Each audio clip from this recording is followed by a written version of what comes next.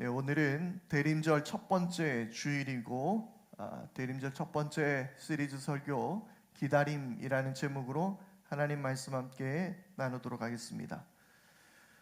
대림절기가 시작되었습니다. 우리 한번 좀 유치한 인사일 수도 있는데요. 네, 미리 크리스마스 한번 그렇게 인사 한번 나누고 시작하도록 하겠습니다. 미리 크리스마스. 죄송합니다. 네, 너무 식상하죠. 딱히 재밌지도 않은 것 같고 그렇지만 우리 이 시간을 통하여서 우리 대림절기 우리가 주님을 기다리는 그러한 이 시간을 함께 나누었으면 좋겠습니다. 교회력의 전통에 의하면 우리가 따르는 그레고리력이라고 하죠. 1월 달부터 12월 달까지 이것과 달리 이 대림절기가 1년의 시작으로 보고 있습니다. 그러니까 교회력에 의하면 우리는 이미 2025년을 새롭게 시작한 셈이 됩니다.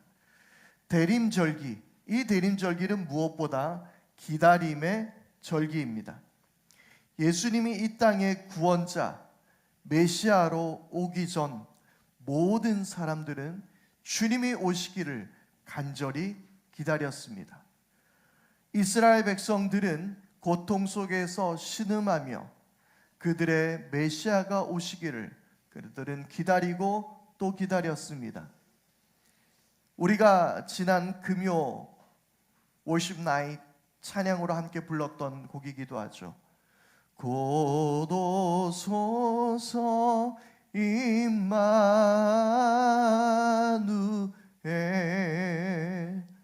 그 오시리라 이스라엘 그 포로 생활 고달파 메시아 기다립니다.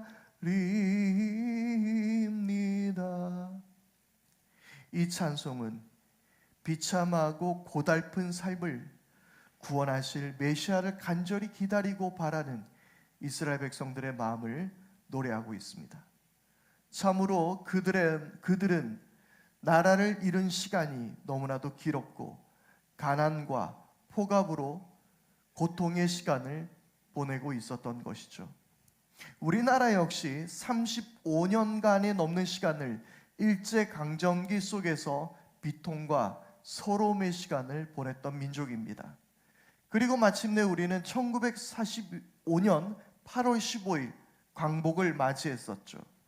광복, 그 말 그대로 광복은 빛을 다시 회복한 날이라는 말입니다. 35년간 수많은 독립군과 민중들, 백성들은 그날을 기다렸습니다. 영예로운 나라를 회복할 시간을 기다리며 싸웠고 투쟁하며 견뎠습니다. 그런 의미에서 신앙생활의 주기의 첫 시작을 이 기다림을 의미하는 대림절기로 시작하는 것은 그 의미가 깊다고 할 수 있을 것 같습니다. 이 땅에 오셨던 예수님은 다시 오시겠다라고 말씀하셨습니다. 그때 하나님 나라는 완성될 것입니다. 모든 눈물과 고통은 사라지고 전쟁과 대립은 끝이 나고 완전한 평화가 찾아올 것입니다. 우리는 이 대림절기를 통하여 우리는 그날을 기다리며 살아가기를 바라는 것입니다. 우리의 신앙은 바로 그 기다림에서 시작한다라고 말할 수 있습니다.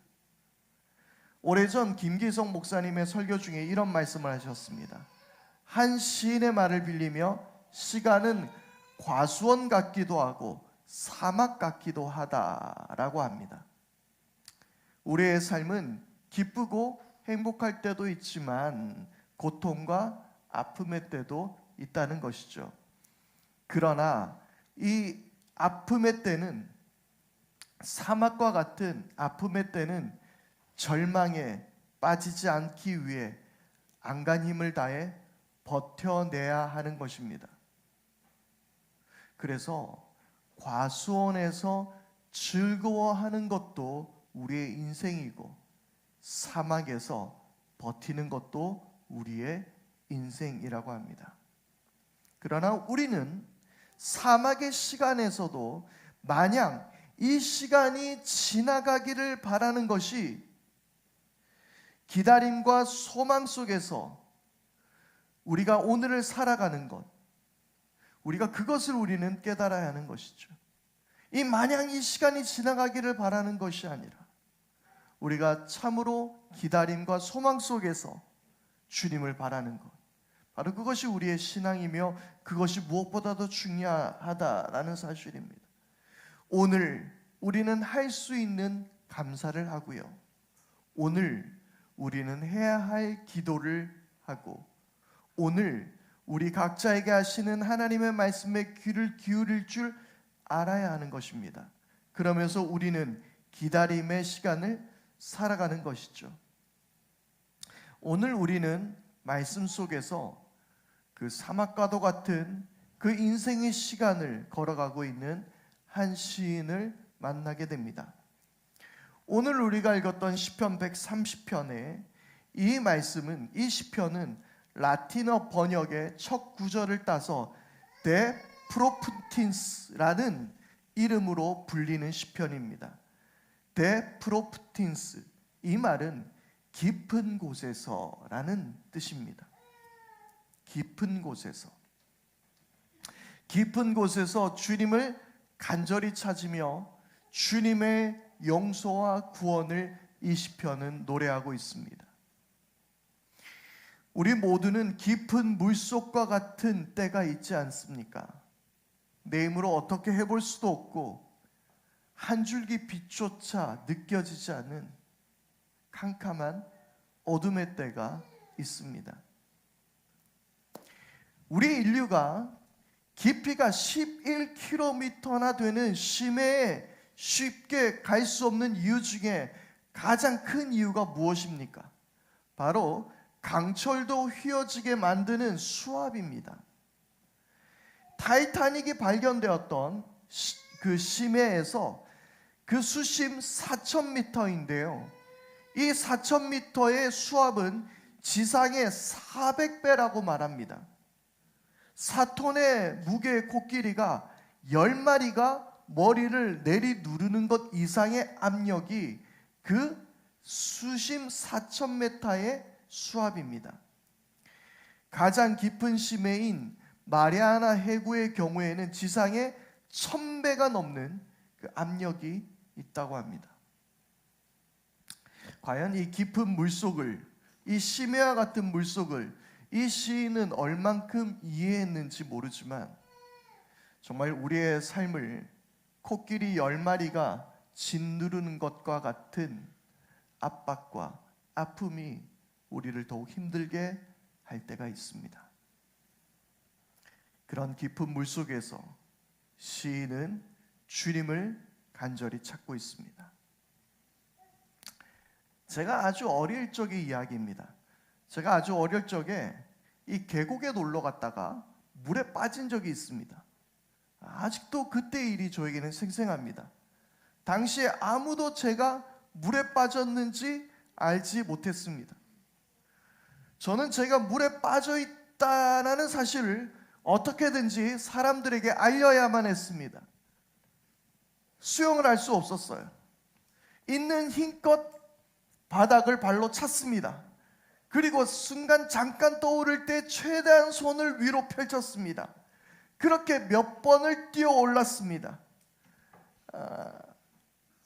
아직도 제가 잊히지 않는 광경이 있습니다. 그때 물 너머로 잠깐 얼굴을 들여다냈을 때에 어른들은 지들끼리 아주 맛있게 먹고 있더라고요.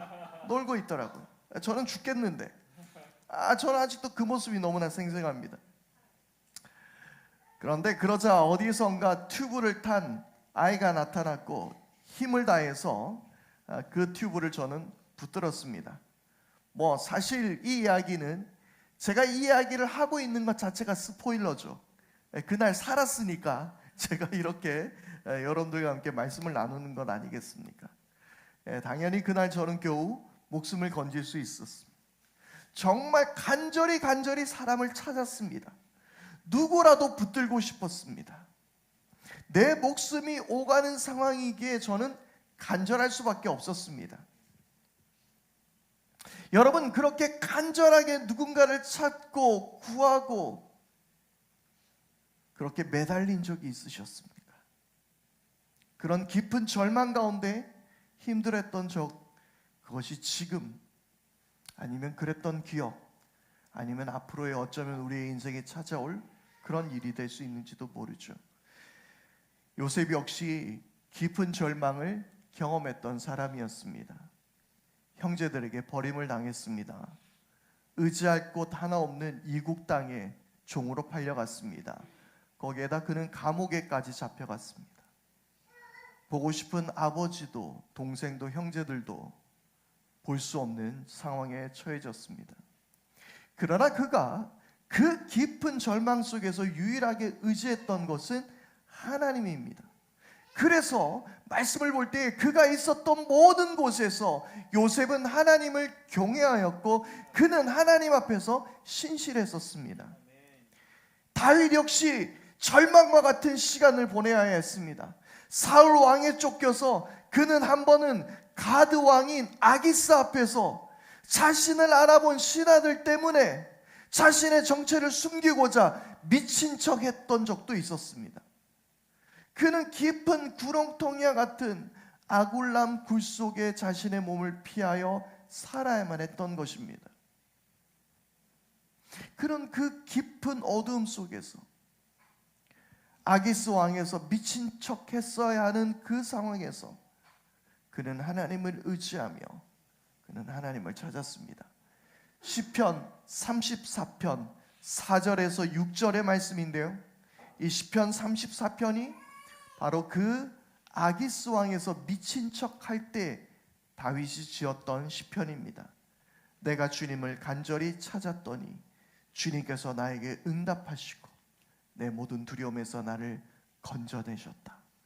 주님을 우러러 보아라. 내 얼굴에 기쁨이 넘치고 너는 수치를 당하지 않을 것이다.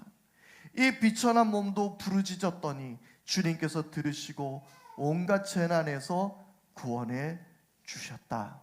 아멘. 여러분은 주님을 그렇게 간절히 찾았던 적이 있으십니까? 그런 깊은 물속, 구덩이 속에서 오가는 사람 누구라도 붙들고 싶은 마음으로 주님을 찾고 구할 수 있는 여러분들이 다 될 수 있기를 바랍니다. 그런 사람들을 하나님은 반드시, 우리 주님은 반드시 만나 주실 줄 믿습니다. 여러분, 우리들의 기다림이라는 것은 바로 이 깊음 속에서 시작하게 된다는 사실을 반드시 기억하십시오. 깊은 어두움, 깊은 물 속에서 우리는 그때서야 비로소 주님을 간절히 찾고 기다리게 되는 것입니다. 그런데 이 시인의 깊은 절망의 이유는 아마도 그의 죄 때문인 것 같습니다. 그는 계속해서 하나님께서 자신을 용서해 주시기를 바라고 있습니다. 죄책감이라는 건 늘 자신을 짓누릅니다. 아담과 하와가 그랬던 것처럼 그들이 죄책감을 느꼈을 때에 오히려 위축되고 하나님을 멀리하게 되더라는 것입니다. 그래서 이 시편의 기자는 이렇게 고백합니다. 3절입니다. 주님께서 죄를 지켜보고 계시면 주님 앞에 누가 감히 맞설 수 있겠습니까? 주님께서 죄를 보고 계시면 누가 주님 앞에 설 수 있겠습니까? 그런데 그는 마냥 그런 죄책감으로 주저앉아 버리지 않았습니다. 나 같은 죄인이 뭘 할 수 있겠어? 라며 그는 포기하지 않았습니다. 그는 그 죄의 무게가 그를 짓누를수록 그럴수록 더욱 주님을 찾았습니다. 더욱 주님을 의지하고 있습니다. 여러분, 이것이 바로 믿음입니다. 내가 주님 앞에 죄를 지었지만 내 죄를 용서하실 분도 주님이심을 믿는 것입니다. 그러기에 주님을 찾을 수 있습니다. 주님, 맞습니다. 죄가 죄인입니다. 제가 더러운 죄인입니다. 그러나 주님만이 저를 용서해 주실 수 있습니다. 그렇게 나가는 것입니다.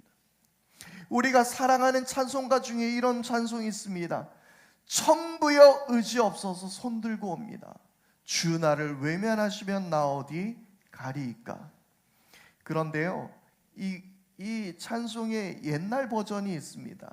조금 지금은 가사가 바뀌었는데 그 옛날 버전은 이렇습니다. 천부여 의지 없어서 손들고 옵니다. 주 나를 박대하시면 나 어디 가리이까. 내가 주님 앞에 나가는 거예요. 그런데 주님 나를 박대하시면 내가 어디 갈 수 있겠습니까? 그래서 나는 주님 앞에 손들고 옵니다. 그렇게 고백하는 거예요. 여러분, 이 고백으로 나가야 합니다. 그것이 믿음입니다. 죄송하지만 저는 이런 표현을 빌려서 이야기하고 싶습니다. 우리는 가끔 주님 앞에 뻔뻔해질 필요가 있습니다. 저 역시 한 주간의 모습을 돌아보면요, 여기에 설 자격이 없습니다. 여러분 마음속으로 생각하겠죠. 저 인간이 무슨 죄를 지었길래 설교조차 할 수 없을까? 그런데 여러분도 사실 마찬가지 아닙니까? 누가 주님 앞에 우리가 설 수 있겠습니까? 그런데 오늘 시편의 기자처럼 때론 뻔뻔하게도 주님의 은혜와 용서를 믿으며 나오는 것입니다. 천부여 의지 없어서 손들고 옵니다. 주 나를 박대하시면 내가 어디 갈 수 있겠습니까? 라고 고백하는 거예요. 그렇게 우리는 주님을 만나게 되는 것입니다. 그래서 시인은 이렇게 고백합니다. 4절 말씀입니다. 함께 읽어볼까요? 시작. 용서는 주님만이 하실 수 있는 것이므로 우리가 주님만을 경외합니다. 아멘. 아마도 시편의 기자는 바벨론의 포로로 끌려갔을 때 이 시를 쓰지 않았나 추측해 봅니다. 그래서 자신들의 죄를 용서하시기를 바라며 그들은 주님을 기다리고 있습니다. 그런데 특히 오늘의 5절의 말씀입니다. 5절의 말씀을 이렇게 바꾸어 읽을 수 있습니다. 공동 번역의 말씀인데요, 이 5절의 말씀을 이렇게 저는 한번 읽어보겠습니다. 나는 야훼님 믿고 또 믿어 나의 희망 그 말씀에 있사오니. 그러니까 이 5절의 말씀을 쉽게 말하면 내가 그의 말씀 안에 소망을 두었다라는 말입니다. 헛된 희망을 이야기하지 않습니다. 그의 희망은 말씀 안에서 찾았습니다. 성경 안에서 희망을 찾았습니다. 하나님의 약속 안에서 그 말씀 속에서 소망을 붙들었습니다. 이사야 선지자는 희망을 노래했습니다. 이사야 9장 6절에서 7절의 말씀입니다. 하나기가 우리를 위해 태어났다. 우리가 한 아들을 모셨다.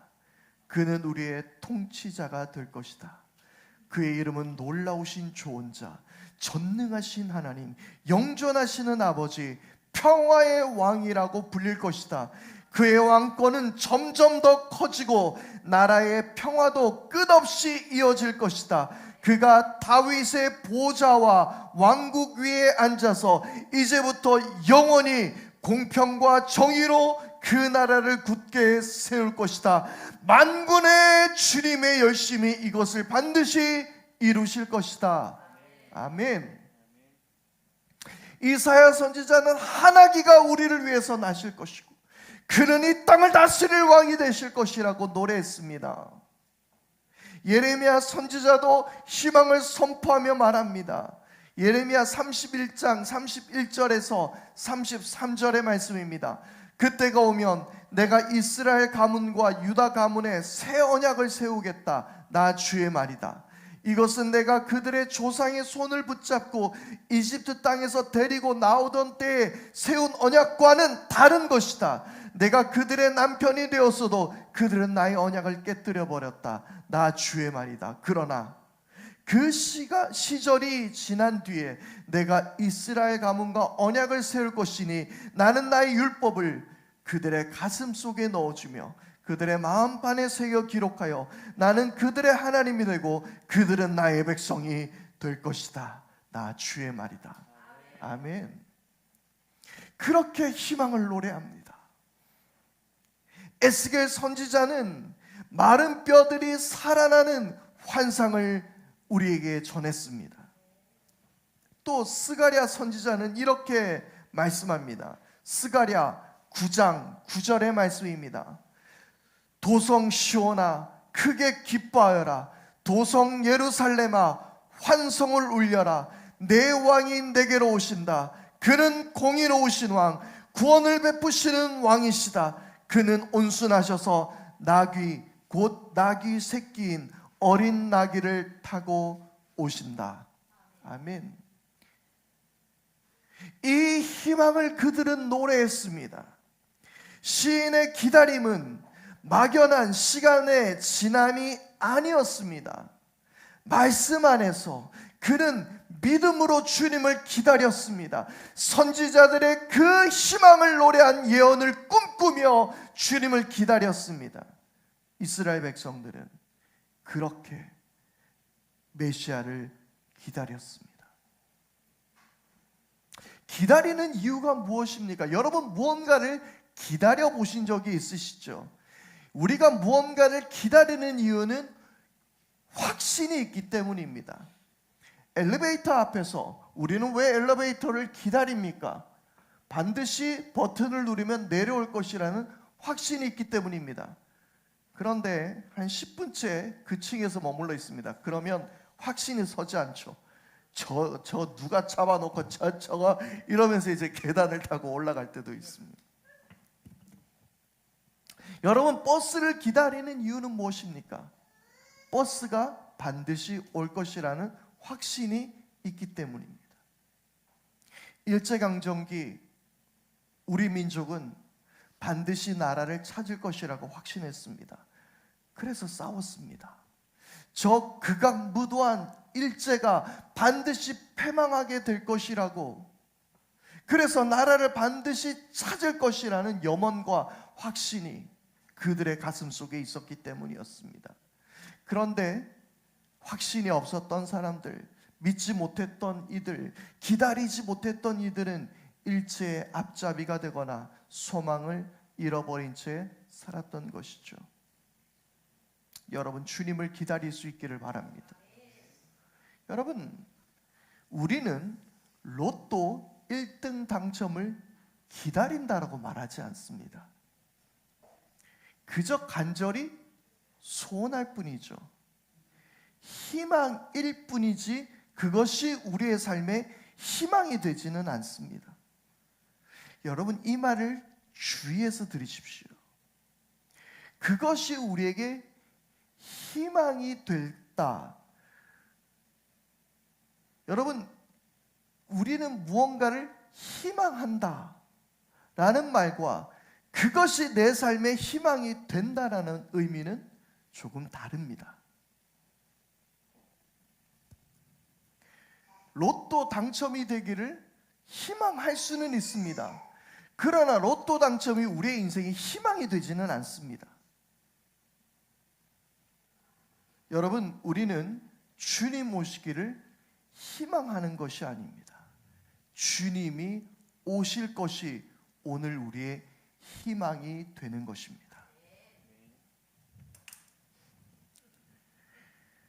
에밀리 디킨슨의 시에서는 희망은 깃털이 있다라고 노래합니다. 그래서 늘 영혼 속에서 노래를 멈추지 않는다라고 합니다. 희망은 깊은 곳에서 우리로 날아오르게 합니다. 그리고 그 희망은 마침내 우리의 모든 어려움을 이기게 하시고 복 주시고 인도하시는 은혜이며 또한 주님께서 이 땅 가운데 다시 오시게 될 희망입니다. 구약의 예언들의 기다림과 희망의 노래는 2000년 전 예수님께서 오심으로 이미 성취되었습니다. 이사야 선지자가 노래했던 것, 예레미야가 노래하며 소망했던 것들, 스가랴 선지자가 바라봤던 그 모든 예언은 예수 그리스도의 오심을 통하여 성취되었습니다. 그리고 오늘 우리는 다시 오시겠다라고 말씀하신 주님의 말씀을 믿으며 다시 오실 주님을 기다리는 희망의 노래를 불러야 하는 것입니다. 무엇보다 우리의 기다림은 그저 시간의 흐름, 시간의 지남이 아닌 하나님의 구원과 은혜를 기다리는 것입니다. 오늘의 7절의 말씀입니다. 이스라엘아, 주님만을 의지하여라. 주님께만 인자하심이 있고 속량하시는 그 큰 능력은 그에게만 있다. 시므온은 믿음으로 메시아를 기다렸습니다. 그리고 누가복음 2장 25절에서 26절 말씀은 이 시므온의 이야기를 이렇게 기록합니다. 그런데 마침 예루살렘에 시므온이라는 사람이 있었는데 그 사람은 의롭고 경건한 사람이므로 이스라엘이 받을 위로를 기다리고 있었고 또 성령이 그에게 임하여 계셨다. 그는 주님께서 세우신 그리스도를 보기 전에는 죽지 아니할 것이라는 성령의 지시를 받은 사람이었다. 시므온은 마침내 그의 품 안에 아기 예수를 안았습니다. 그의 기다림 속에서 하나님이 응답하신 것입니다. 그리고 시므온은 이렇게 말합니다. 계속해서 누가복음 2장 29절에서 30절입니다. 주님, 이제 주님께서는 주님의 말씀을 따라 이 종을 세상에서 평안히 떠나가게 해주십시오.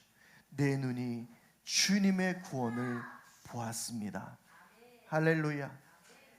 이것이 바로 그 믿음으로 기다림의 시므온의 고백이었습니다. 어둠과 절망의 때에 여러분들 계십니까? 무엇을 해야 할지 모르는 캄캄한 그러한 어두운 미래를 바라보고 계십니까? 아픔과 상처로 깊은 물속에 잠겨 있으신 분이 계십니까? 주님을 찾고 그분의 구원을 기다리십시오. 그 기다림 속에서 하나님은 반드시 그분의 사랑을 증명해 보이실 것입니다. 이미 그분의 십자가로 그것을 증명해 보이셨고 그 사랑으로 우리에게 다시 그것을 증명하실 것입니다. 기다림은 기쁨 속에서 시작합니다. 그리고 변치 않는 말씀의 약속 안에서 이루십니다. 무엇보다 이 기다림은 주님과 더욱 가까워질 수 있는 시간입니다. 기다림의 시간인 대림절기가 시작되었습니다.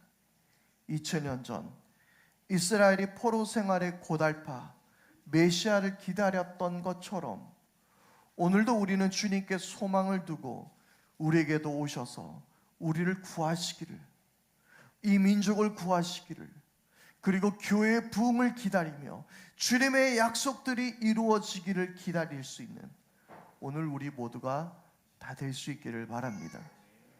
대림의 기다림의 시간, 여러분들은 어떤 소망을 붙들고 기다리시겠습니까?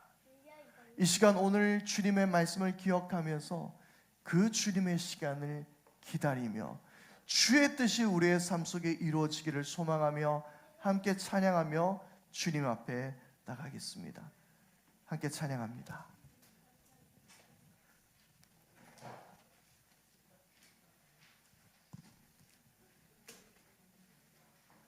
함께 찬양하겠습니다.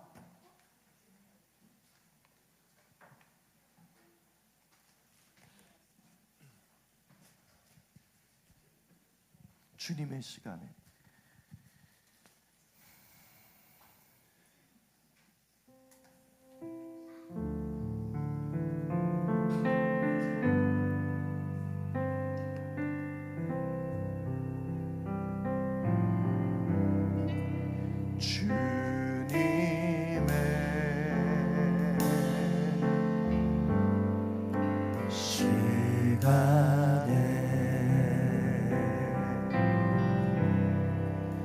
그의 뜻 이루어지리 기다려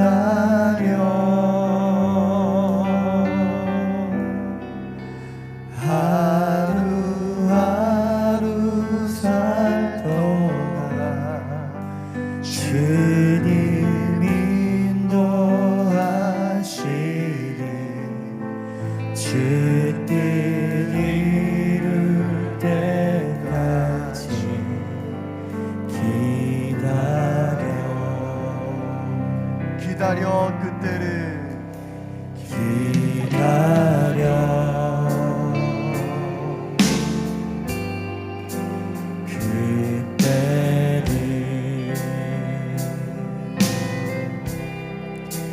그의 뜻 이루어지리 기다려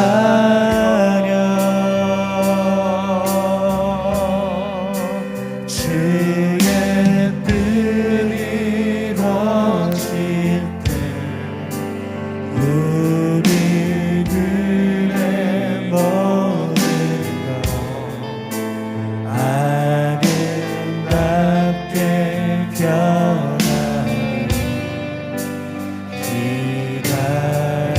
우리 다시 한번 주님의 시간에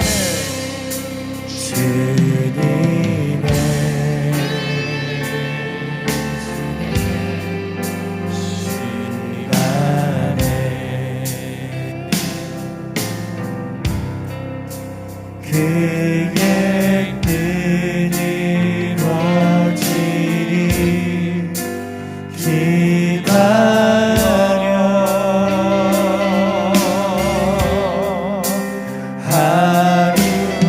하루하루 살 동안 주님 인도하시리 주 뜻 이룰 때까지 하루하루 살 동안 하루하루 살 동안 주님 인도하시리 주 뜻 이룰 때까지 기다려. 여러분 오늘 우리가 말씀 속에서 그리고 이 대림의 절기를 지나며 우리가 주님의 구원을 우리가 주님께서 이루실 일을 그리고 주님께서 다시 오심을 기다리는 그 기다림의 신앙이 우리의 삶 가운데 있게 하여 주십시오. 여러분 그 기다림은 바로 기쁨 가운데서 시작합니다. 여러분 우리가 어쩌면 그 기쁨을 경험하지 못했다면 우리는 어쩌면 딱히 주님을 기다리지 않을 수도 있을 것 같습니다. 주님, 우리의 삶 속에서 주님을 간절히 찾고 부르짖고 주님을 기다리는 주님께 소망을 두는 우리의 모든 삶이 되게 하여 주십시오. 우리 이 시간 다 같이 함께 그렇게 기도하며 나가겠습니다. 함께 합심하여 기도합니다. 아버지 하나님, 주님 하신 일들을 아버지 하나님 천년전 이 땅에 오신 주님을 그리고 다시 오실 주님을 우리는 기다립니다. 아버지 하나님, 나의 모든 삶 속의 역경과 어려움 가운데 캄캄한 미래와 그런 절망들 가운데서 우리는 깊은 곳에서 주님을 기다립니다. 어찌할 바 알 수 없어 우리는 주님을 기다립니다. 아버지 하나님, 그러나 소망을 주님께 두게 하시고 말씀 속에서 우리 가운데 소망을 주셨던 하나님의 말씀을 붙들게 하시고 주님의 구원을 복 주실 주님을 우리의 삶을 이끄실 주님을 온전히 기다리게 하시고 다시 오실 주님을 기다리게 하시고 아버지 하나님, 그 기다림의 신앙이 우리의 기쁨 가운데서 더욱더 커져가게 하시고 아버지 하나님, 기뻐진 우리들의 삶을 또한 주님께 드릴 수 있는 우리들의 모든 삶이 다 되게 하여 주시옵소서. 주님의 시간을 바랍니다. 주님 우리의 삶을 인도하여 주시옵소서.